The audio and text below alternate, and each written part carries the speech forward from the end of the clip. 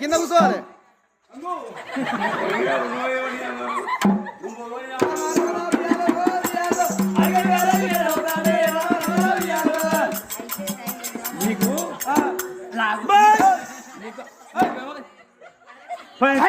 మరి నీకు నాకు చీర ఉంటుంది.